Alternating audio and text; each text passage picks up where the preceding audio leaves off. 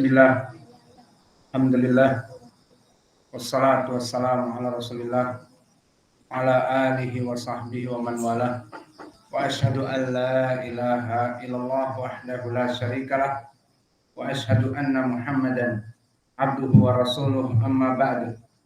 Alhamdulillah, pada kesempatan petang ini ba'dal maghrib hari Senin 10 Januari 2022, kita lanjutkan kajian di Fakultas Ilmu Fiqh dalam pembahasan kitab Umdatul Ahkam, yang mana pada kesempatan petang ini kita masuk kepada sesi ke-62.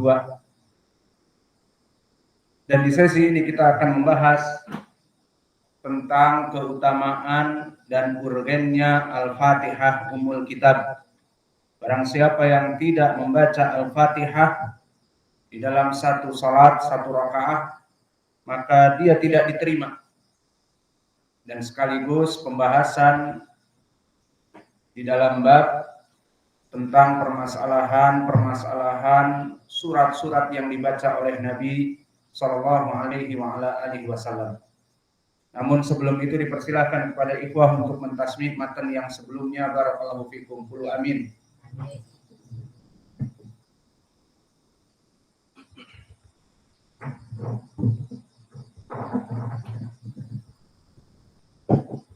قال المقدسي رحمه الله باب وجوب الطمأنينة في الركوع والسجود. عن ابي هريره رضي الله عنه ان رسول الله صلى الله عليه وسلم دخل المسجد ودخل رجل فصلى ثم جاء فسلم على النبي صلى الله عليه وسلم فرد النبي صلى الله عليه وسلم السلام فقال ارجع فصلي فانك لم تصلي. فرجع الرجل ثم صلى كما كان صلى ثم جاء فسلم على النبي صلى الله عليه وسلم فقال رسول الله صلى الله عليه وسلم وعليك السلام. فقال ثم قال ارجع فصلي فإنك لم تصلي ثلاثا. فقال الرجل والذي بعثك بالحق وأحسن غيره فعلمني. فقال صلى الله عليه وسلم إذا قمت إلى الصلاة فكبر ثم اقرأ ما تيسر معك من القرآن ثم اركع حتى تطمئن راكعا ثم ارفع حتى تعتدل قائما ثم اسجد حتى تطمئن ساجدا ثم ارفع حتى تطمئن جالسا ثم افعل ذلك في صلاتك كلها.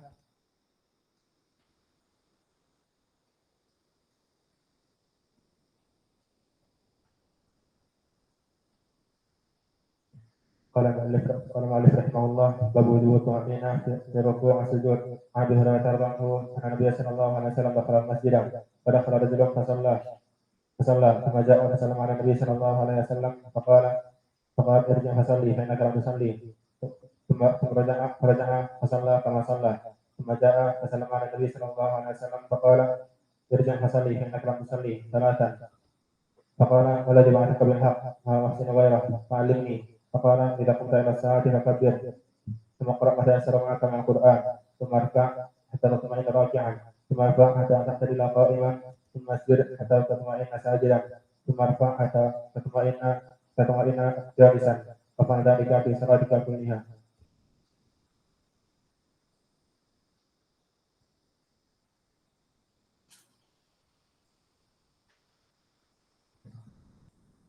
قال المؤلف رحمه الله تعالى عن ابي هريره رضي الله عنه ان النبي صلى الله عليه وسلم دخل المسجد فدخل رجلا فصلى ثم جاء فسلم على النبي صلى الله عليه وسلم قال ارجع فصلي فانك لم تصلي.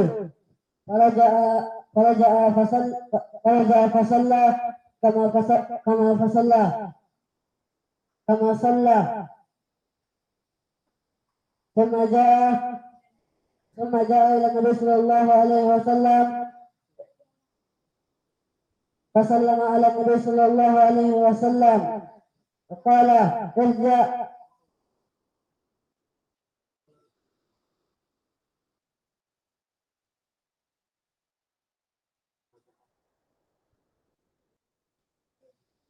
ثم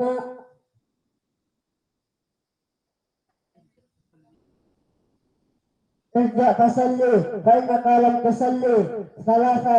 فقال والذي بعثك بالحق ما أحسن غيره فعلمني. فقال إذا قمت إلى الصلاة فاعتبروا ثم اقرأ ما تيسر ثم اقرأ ما تيسر معك من القرآن، ثم افعل ثم اركع حتى تطمئن راكعا، ثم افعل حتى تطمئن حتى تعتدل قائما، ثم اسجد حتى تطمئن ساجدا، ثم ارفع حتى تطمئن جالسا، وافعل ذلك بصلاتك في كله.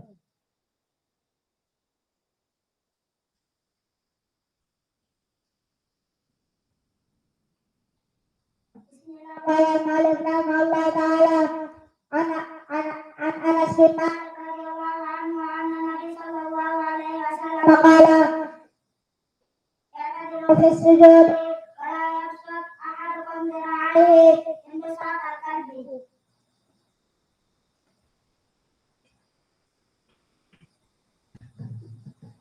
قال المؤلف رحمه الله تعالى عن ابي هريره رضي الله عنه ان النبي صلى الله عليه وسلم دخل الى المسجد فدخل رجل فصلى فجاء فسلم الى النبي صلى الله عليه وسلم فقال: ارجع فصلي فانك لم تصلي. ثم صلى فرجع فصلى كما صلى. فقال النبي صلى الله عليه فجاء الى النبي صلى الله عليه وسلم فقال: ارجع فصلي فانك لم تصلي. فقال: والذي بعثك بالحق اني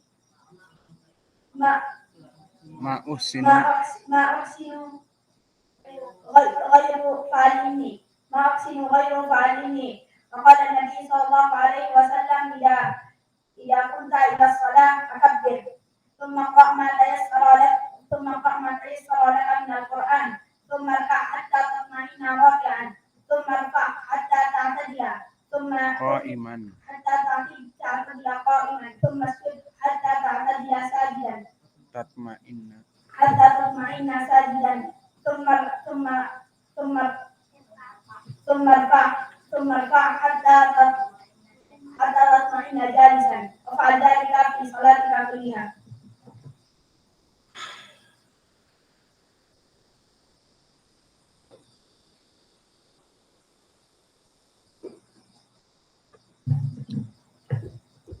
عن ابي هريره رضي الله عنه عن النبي صلى الله عليه وسلم قال: دخل الى المسجد رجل معه فصلى، فجاء فسلم الى رسول الله صلى الله عليه وسلم فقال: ارجع فانك لم تصلي.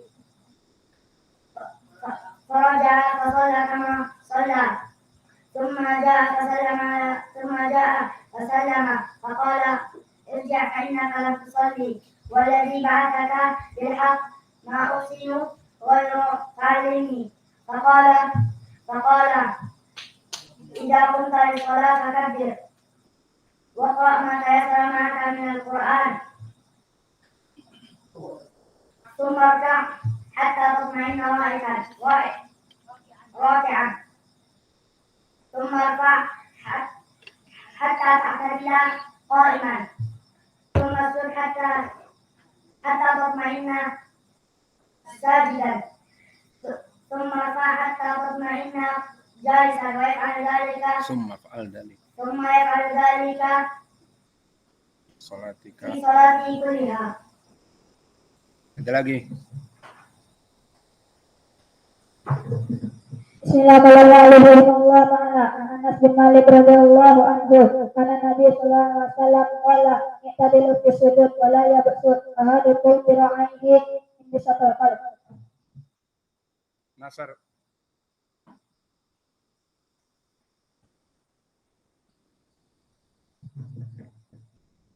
Qala Malik rahimahullahu ta'ala an Nabi Hurairah radhiyallahu anhu anna Rasulullah sallallahu alaihi wasallam dakhala al-masjid wa dakhala rajulun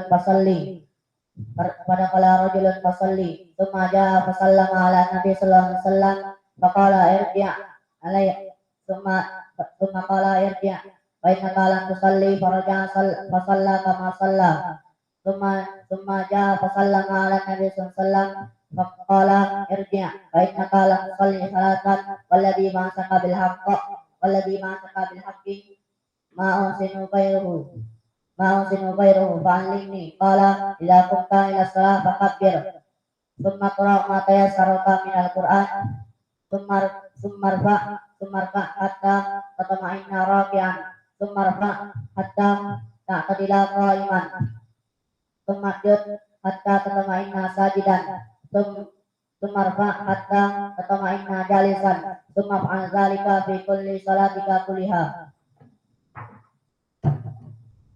Bismillah. Qala al-Maqdisi rahimahullah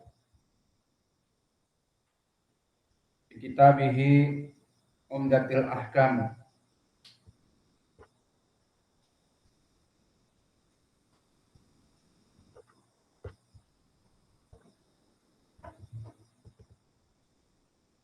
Qala rahimahullahu ta'ala babul qiraah fi shalah.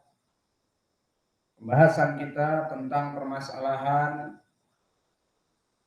surat-surat yang dibaca dan surat-surat yang dibaca di dalam salat terbagi menjadi dua. Ada yang merupakan wajib rukun dan syarat dan ada yang merupakan sunnah. Maka qiraah yang pertama qiraatul Fatihah inilah yang wajib dan dia rukun. Barang siapa seseorang salat tidak membaca Al-Fatihah, awas. Salat di rakaah yang pertama dari salat maghrib membaca Al-Fatihah. Di salat yang kedua lupa tidak membaca Al-Fatihah.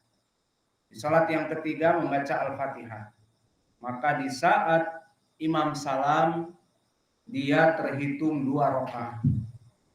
Maka dia harus menyempurnakan 1 rakaat lagi. Paham? Begitupun gambarannya. Barang siapa yang masbuk mendapati imam dalam keadaan sujud atau dalam keadaan tahiyah, maka dia masuk ke salat mengikuti sujud, mengikuti tahiyah. Tidak duduk atau tidak berdiri terus menunggu imam selesai masuk ke rakaat yang baru, tidak. Tentu masbuk mendapati imam dalam keadaan sujud, dalam keadaan tahiyah, maka langsung masuk. Mana dalilnya? Sesuai hadis ju'ilal imam liyutamma bihi. Dijadikan imam itu untuk diikuti. Fa idza raka'a farka'u, fa idza sajada fasjudu. Jika didapati imam ruku maka rukuklah, jika didapati imam sujud maka sujudlah. Maka antum jika masbuk mendapati imam sujud ya sujud langsung. Takbiratul ihram, Allahu Akbar, kemudian Allahu Akbar untuk melaksanakan takbir sujud. Maka di sini setelah itu kalian ikut imam sampai berdiri kembali rakaat yang baru, Allahu Akbar berdiri. Terhitunglah 1 rakaat atau tidak? Jawabnya tidak terhitung. Karena tidak ada pembacaan Al-Fatihah. Ini dari bab yang akan kita pelajari, pembacaan surat yang dia itu rukun dan wajib adalah Al-Fatihah. Dan di sana ada surat-surat yang lain setelah pembacaan Al-Fatihah seperti yang kita baca setelah maghrib, baik qul a'udzu birabbil falaq, qul a'udzu birabbin nas, qul huwallahu ahad dan yang lainnya. Maka itu bukan rukun dan syarat. Maka di sini misalnya seseorang lupa tidak membacanya, tidak apa-apa. Atau sengaja meninggalkannya dan dia makmum, tidak apa-apa. Maka inilah pembahasan kita tentang permasalahan qiraah fi shalah. Maka hadis yang pertama yang akan kita masuki an Ubadah ibni Shamitin. Anna Rasulullah sallallahu alaihi wa ala alihi wasallam qala la salata liman lam yaqra bi Fatihatil kitab. Maknanya la di sini dari segi i'rab la nafilil jins. Makna la nafilil jins menafikan yang namanya salat sama sekali. Maknanya tidak diterima rakaat salatnya dan harus mengulangi salatnya. Itu makna dari la salata liman lam yaqra bi Fatihatil kitab. Maka sholatnya tidak terhitung rakaat yang dia tidak membaca Al-Fatihah. Maka la nafilil jins, la sholata, penafian, penerimaan sholat. Bagi mereka siapa? Liman lam yaqra bi Fatihatil kitab. Bagi mereka orang-orang yang tidak membaca Al-Fatihah. Hadis ini hadis yang muttafaqun alaih ma'ruf karena pembahasan kita Umdatul Ahkam dari Ubadah bin Samit. Maka hadis ini menjadi pendalilan pentarjihan tentang permasalahan khilaf yang ma'ruf di kalangan para ulama, orang yang melaksanakan salat masbuk mendapati imam sedang ruku. Kita masuk ke masjid, imam sudah ruku, Allahu Akbar ruku. Maka tidak ada bagi kamu untuk berdiri masuk membaca Al-Fatihah, tidak boleh.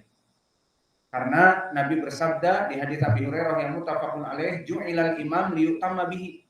Jadilah imam itu untuk diikuti. Imam sudah masuk ruku, ya sudah masuk ruku. Tapi kan nanti enggak terhitung satu rakaat, ya sudah karena kamu terlambat. Maka ikuti imam mendapatkan ruku, ya sudah langsung ruku. Tidak boleh lagi membaca Al-Fatihah kemudian ruku. Maka terjadi ikhtilaf di kalangan para ulama. Bagaimana seseorang yang mendapati ruku dan dalam keadaan masbuk, dia langsung mengikuti ruku. Apakah terhitung satu rakaat? Maka terjadi ikhtilaf. Pendapat yang banyak adalah mereka yang mengatakan terhitung. Meskipun nggak membaca Al-Fatihah, tapi terhitung. Ini dari kebanyakan orang-orang. Mana dalilnya? Dalilnya katanya hadis Abi Bakrah. Yang muttafaqun alaih, Abi Bakrah, seorang sahabi al-jalil yang masuk ke masjid didapati Nabi dalam keadaan sudah ruku, Allahu Akbar. Maka akhirnya dia dari mulai pintu, mulai ruku. Kemudian berjalan dalam keadaan ruku ila shaf. Maka setelah selesai Nabi melihat apa yang terjadi tadi. Karena Nabi melihat dari belakang punggungnya. Ini ra'aitukum min wara dhahri. Hadis muttafaqun alaih juga. Maka Nabi melihat apa yang terjadi dari belakang. Ini mukjizah beliau. Maka didapati orang dari sahabat ruku di pintu, kemudian berjalan dalam keadaan ruku, nyambung ke shaf. Maka setelah selesai Nabi mengatakan, kenapa kamu atau siapa tadi yang melaksanakan yang demikian? Dijawab oleh Abu Bakrah, saya. Zadakallahu hirsan wala ta'ud. Didoakan oleh Nabi semoga Allah memberikan semangat kepada kamu, wala ta'ud, namun jangan diulang. Pemahaman mereka jangan diulang, maknanya jangan diulang rakaatnya. Maka di sini pendalilan mereka, dan di sini jelas pendalilannya, wallahu a'lam, jauh. Karena Nabi di saat dohirnya menyebutkan jangan diulang adalah peleraian dari amalan di mana dia ruku kemudian berjalan. Oleh sebab itu Imam Ibnu Hazm dan yang lainnya mengatakan tidak ada wajah dalalah, tidak ada wajah pendalilan sama sekali. Selain itu berbenturan dengan hadis yang kita baca di sini. Hadis muttafaqun alaih dari Ubadah bin Samit. La salata liman lam yaqra bi Fatihatil kitab. Tidak diterima sama sekali salat seseorang yang tidak membaca Al-Fatihah. Sekarang orang yang masbuk tadi didapati imam ruku, masuk ruku. Baca Al-Fatihah apa tidak? Tidak membaca. Maka di sini dia masuk kepada hadis Ibnu Ubadah bin Samit tidak diterima. Maka pendalilan jumhur di sini yang mengatakan boleh, dalilnya tidak sharih, tidak jelas. Adapun pendalilan dari yang mengatakan tidak diterima sholatnya harus mengulang, berarti orang yang masbuk ini yang mendapati imam ruku harus mengulang 1 rakaat lagi. Ini pendapat yang kuat beristidlal dengan hadis yang kita baca sekarang dari Ubadah bin Samit, tidak diterima sholat seseorang sampai dia itu membaca Al-Fatihah. Maka inilah pendalilan tentang permasalahan qiraah, ada yang rukun dan syarat sah, maka dia adalah membaca Al-Fatihah.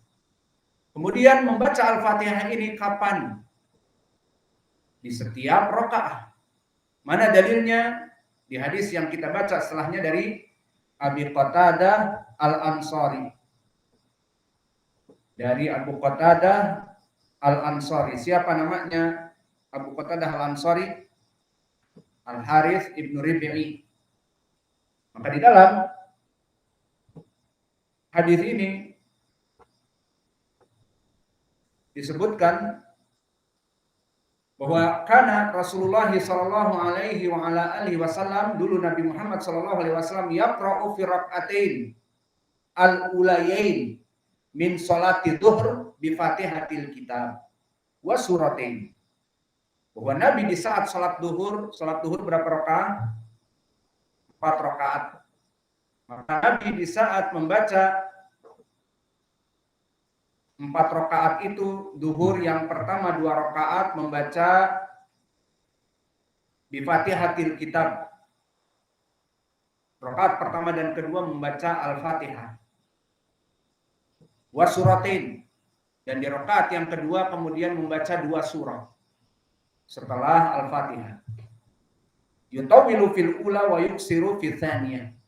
Maka di rakaat yang pertama lebih panjang dari rakaat yang kedua. Maknanya surat yang dibaca, surat yang pertama lebih panjang daripada yang kedua. Wa fi rak'atain al-ukhrayain bi ummil kitab. Adapun di 2 rakaat yang terakhir, rakaat yang ketiga dan yang keempat, hanya membaca dengan ummul kitab saja.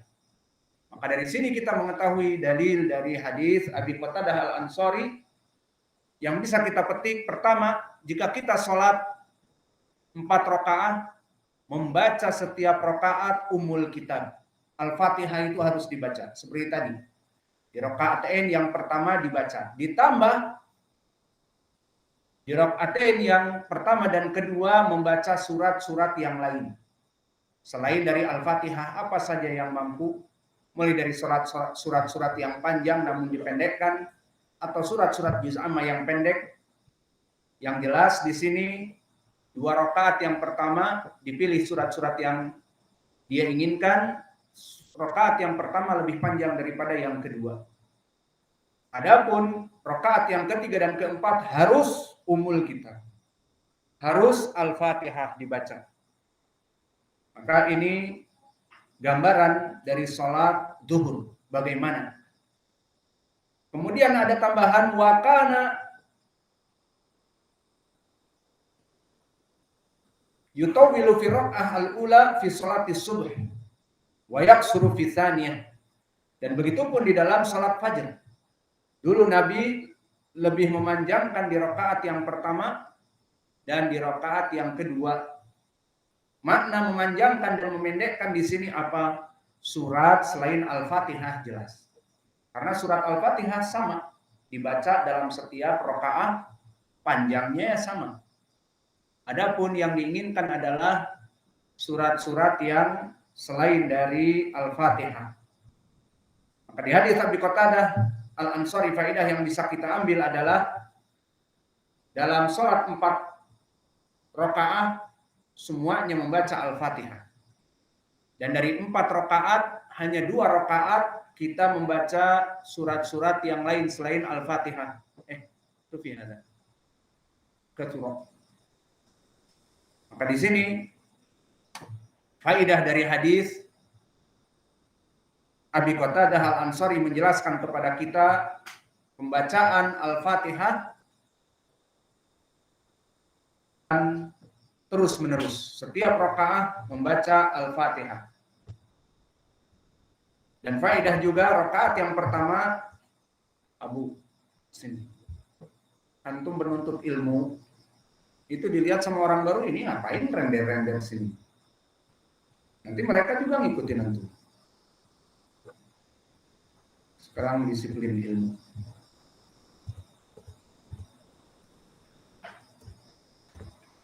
Maka kita masuk kepada hadis yang berikutnya. An Jubair ibni Mut'im. Dari sahabi yang agung juga, kalau tadi dari Al-Ansari, Abu Qatadah, Al-Harith ibn Rib'i, maka sekarang datang dari Jubair ibn Mut'im. Sami'tu Nabiya sallallahu alaihi wa ala alihi wasallam yaqra fil maghrib bitu. Maka di sini kita masuk kepada permasalahan pembacaan al-qiraah yang bukan wajib. Yang tadi wajib dan syurut apa ya Hudzaifah? Al-Fatihah wa daliluhu kama marra ma'ana hadis man?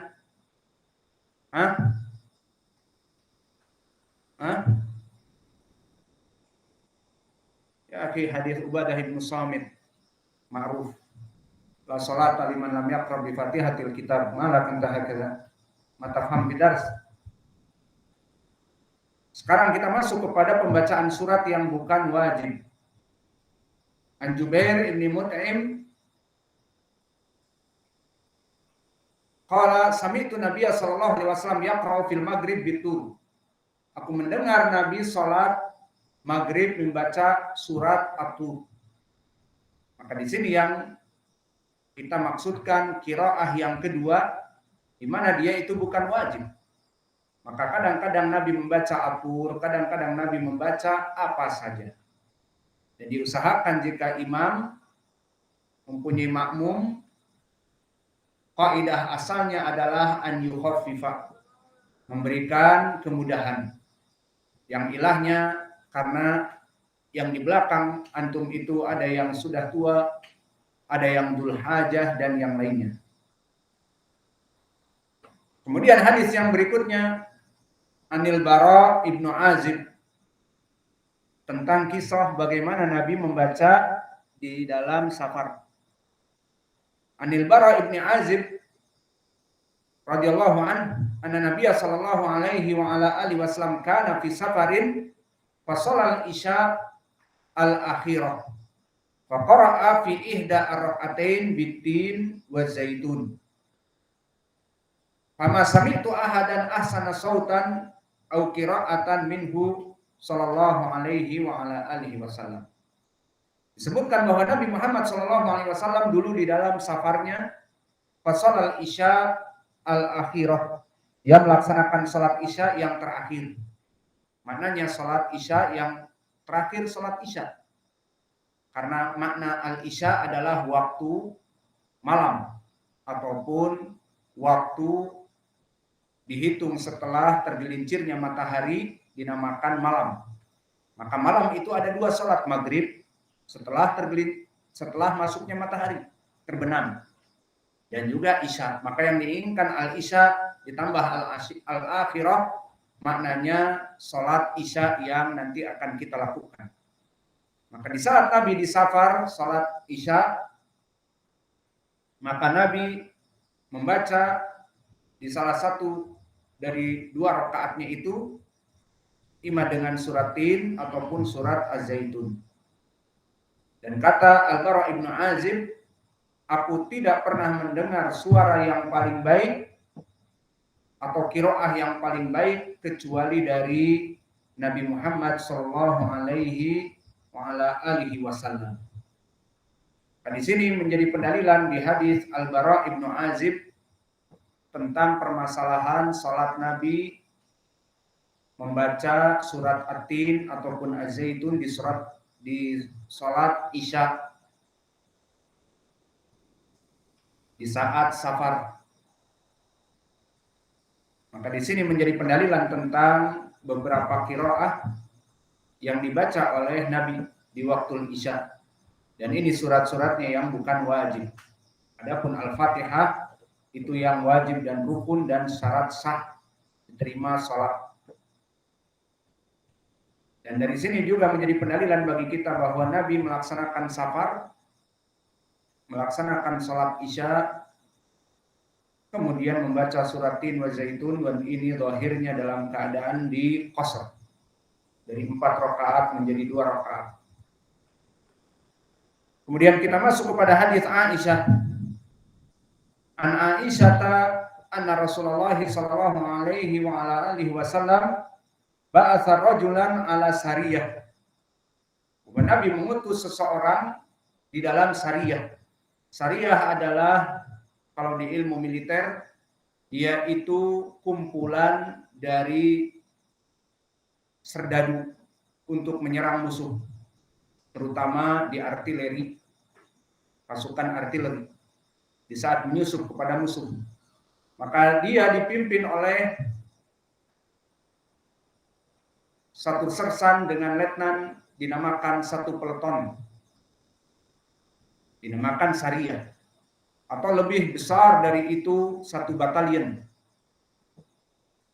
seperti Yonif, batalion infanteri dan sebagainya. Maka di situ dipimpin oleh satu kolonel yang berjumlah 1000 tentara. Maka sariyah maknanya adalah kumpulan dari tentara-tentara Nabi Shallallahu Alaihi Wasallam yang diutus untuk berjihad. Ba'atha rajulan ala sariyah. Nabi mengirim seseorang kepada as-sariyah, maknanya kepada kumpulan dari tentara-tentara. Fakana yaqra'u li ashabihi fi salatihim. Maka sariyah ini karena kaum muslimin semuanya, maka mereka melaksanakan salat berjamaah di saat waktu-waktu tertentu. Fakana yaqra' li ashabihi fi salatihim. Maka dohirnya pemimpin dari regu yang diutus oleh Nabi kepada sariyah itu, dia menjadi imam. Dan syahidnya di saat dia menjadi imam, dia membaca surat-surat bebas, namun fayahtimu qul huwallahu ahad. Setiap salat ditutup dengan qul huwallahu ahad, seperti yang sering kita laksanakan di masjid ini, di mana kita membaca maghrib misalnya qul a'udzu birabbin nas, kemudian ditutup qul huwallahu ahad. Kemudian membaca surat qul a'udzu birabbil falaq, nanti ditutup dengan qul huwallahu ahad. Atau membaca dari awal-awal surat Al-Baqarah, nanti juga diakhiri dengan Al-Fatihah dalam 2 rakaat yang pertamanya. Maka begitupun yang dilakukan oleh orang ini. Maka dia dulu sholat menjadi imam, setiap membaca satu surat, setelah Al-Fatihah membaca surat yang lain, ditutup dengan qul huwallahu ahad. Maka falamma raja'u dzakaru dzalika li Rasulillah sallallahu alaihi wa ala alihi wasallam. Setelah mereka pulang, dipertanyakan kepada Nabi untuk faidah apa hukumnya, meminta fatwa dan sebagainya dari Nabi. Dan ingin mengetahui apa yang dilakukan ini benar atau tidak. Apa yang dijawab oleh Nabi di saat diadukan orang ini? Faqala sallu li aysai'in yasna'u dzalik. Kalian tanya kepada dia, apa tujuan dia itu membaca surat kemudian ditutup dengan qul huwallahu ahad. Maka fasa'alu, mereka pun mengatakan, faqala li'annaha sifatur rahman jalla wa ala. Maka di saat ditanyakan, dia menjawab, kenapa kamu sering setelah membaca surat kemudian ditutup dengan qul huwallahu ahad? Dijawab, karena terdapat padanya sifatur rahman. Dan ayat ini ayat yang agung. Di hadis yang lain disebutkan sulusul Quran, bahwa kalian membaca qul huwallahu ahad seakan-akan membaca sepertiga dari Al-Quran. Telah datang juga hadis yang telah kita lalui di kitab Tauhid dari Sahih Al-Bukhari. Seseorang di dalam sholat malamnya itu sholat yang waktunya panjang, sholat malam 1 jam, 2 jam, kemudian dia hanya membaca qul huwallahu ahad. Kemudian rakaat yang kedua qul huwallahu ahad. Dan seterusnya. Maka setelah itu diadukan kepada Nabi. Setelah diadukan kepada Nabi, apa yang dijawab oleh Nabi? Fa innaha ta'dilu thulutsal Qur'an. Sesungguhnya surat Qul Huwallahu Ahad yang pendek ini dia adalah seperti sepertiga dari Al-Qur'an. Maka ini dari keutamaan surat Qul Huwallahu Ahad, begitupun di hadis ini. Dari keutamaan surat Qul Huwallahu Ahad, pemimpin dari peleton ini membaca terus Qul Huwallahu Ahad sebagai penutup dari surat, diadukan kepada Nabi di saat ditanyakan kenapa? Li'annaha sifatur Rahman Jalla wa Ala. Karena dia itu adalah sifat Allah Jalla wa Ala. Qul huwallahu ahad, katakanlah Allah is the one and only. Allahus samad, Allah berdiri sendiri, tidak butuh kepada yang lain. Lam yalid, tidak melahirkan. Walam yulad, dan tidak dilahirkan. Maka mereka yang mengatakan tentang Allah itu mempunyai anak, maka telah menghina Allah dan menampar Allah. Allah mengatakan lam yalid walam yulad. Allah tidak melahirkan dan tidak dilahirkan. Maka bagaimana yang mengatakan Yesus Kristus anak Allah, Uzair anak Allah, penghinaan kepada Allah. Allah tidak butuh kepada anak. Seperti kita butuh kepada anak sebagai penerus kita, maka Allah tidak butuh kepada anak, dia akan terus menerus abadi, forever. Walam yakun lahu kufuwan ahad, dan tidak ada nothing compares to Allah. Tidak ada tandingan untuk Allah. Tidak ada permisalan tandingan di atas Allah Jalla wa'ala. Maka sifat yang agung di dalam ayat ini membuat sahabi ini mengatakan, aku mengulang-ulangnya karena sifat Allah yang mulia. Karena sifat ini dan karena jawaban ini, apa yang dikatakan oleh Nabi? Fa'ana uhibbu an aqra'a biha, karena padanya sifat-sifat yang mulia, aku mencintai surat ini, dan setiap aku membaca surat, aku tutup dengan Al-Ikhlas. Apa jawaban Nabi setelah disampaikan kepadanya bahwa dia mencintai surat ini karena padanya sifat Allah yang mulia? Akhbiruh annallaha ta'ala yuhibbuh. Kabari kepada dia bahwa Allah mencintainya. Maka Allah mencintai orang ini dikarenakan dia mencintai surat Al-Ikhlas yang dia tadaburi dari makna-maknanya yang agung. Maka di dalam hadis ini menjadi pendalilan bagi kita dari beberapa surat-surat yang bukan diwajibkan adalah diantaranya Al-Ikhlas.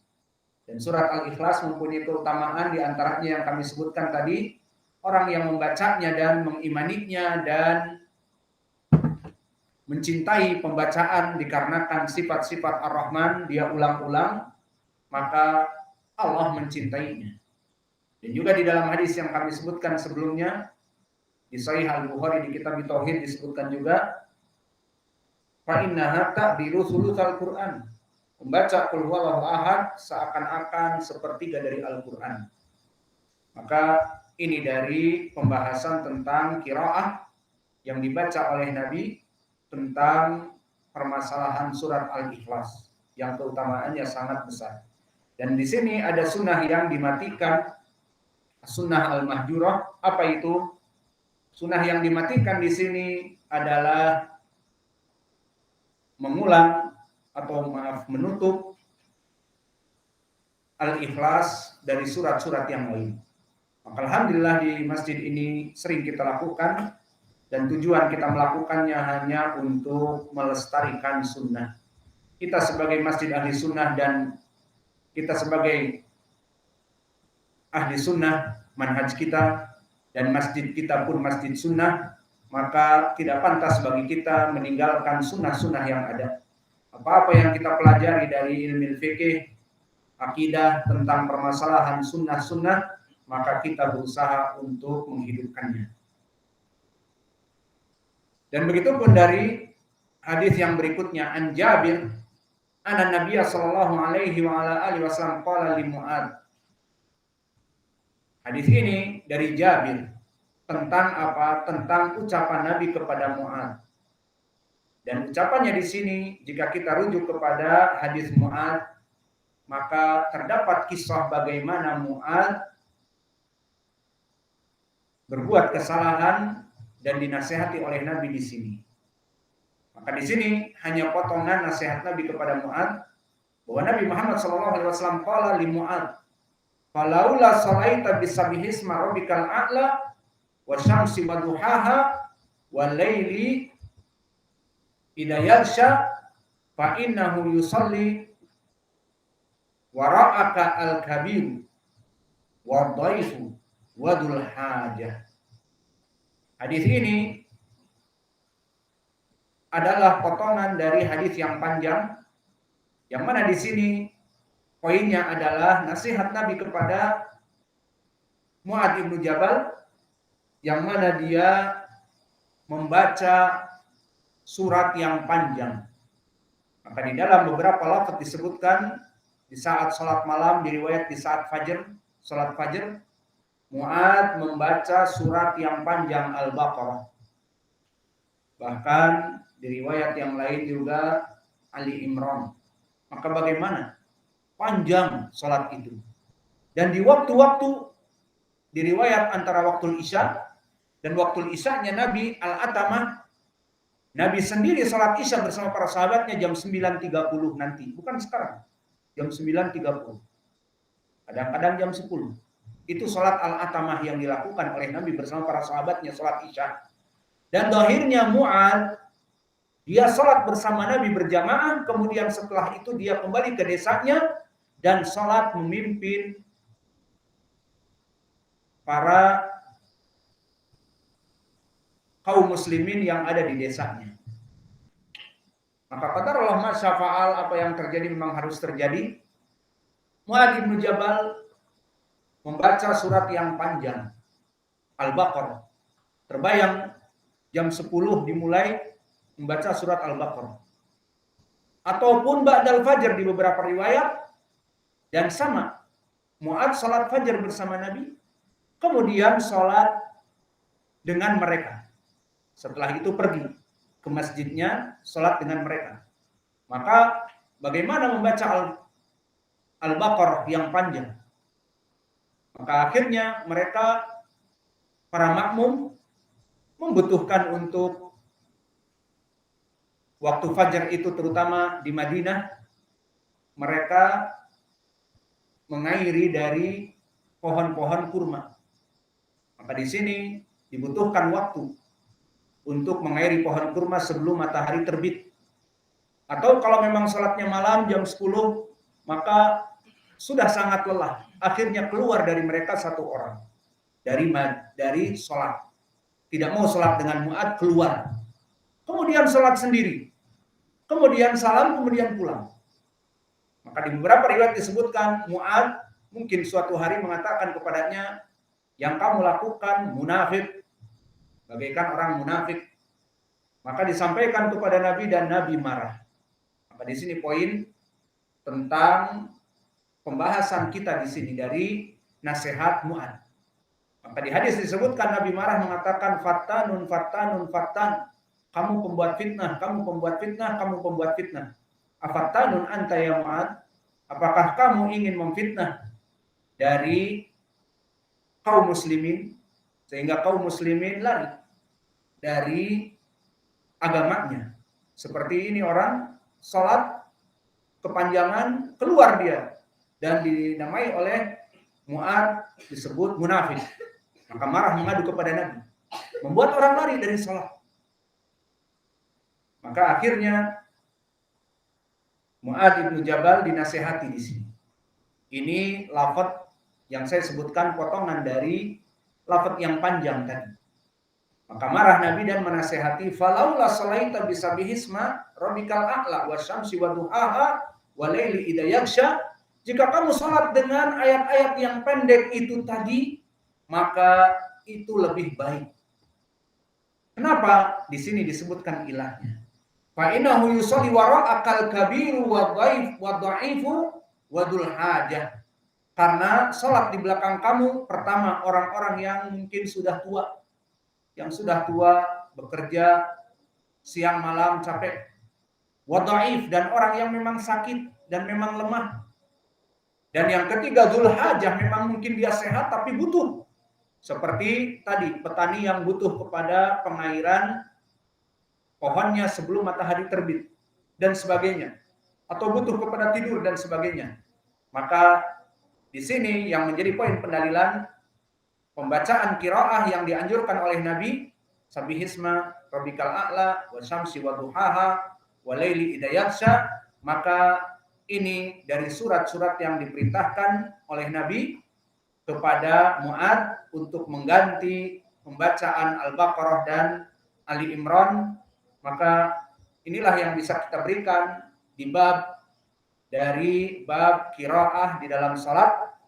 Dan di sini seperti kita telah membaca ada berapa hadis? Ada 5 atau 6 hadis.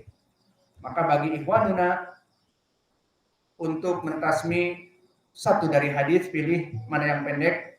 Apalagi bagi para murid-murid baru, mungkin diberikan kepada mereka waktu untuk menghafal, dilatih, maka diberikan hadis Ubadah bin Samit yang pendek. La sholata liman lam yaqra bi Fatihatil Kitab. Maka insya Allah besok terserah mau setor dari 6 hadis. Ada 6 hadis, dicari yang pendek boleh, atau mau 2 hadis, 3 hadis, semuanya juga tidak apa-apa. Maka mungkin ini yang bisa kita berikan. Munaktafi ilahuna wa jazakumullahu khairan wa barakallahu fi ilmikum subhanallah.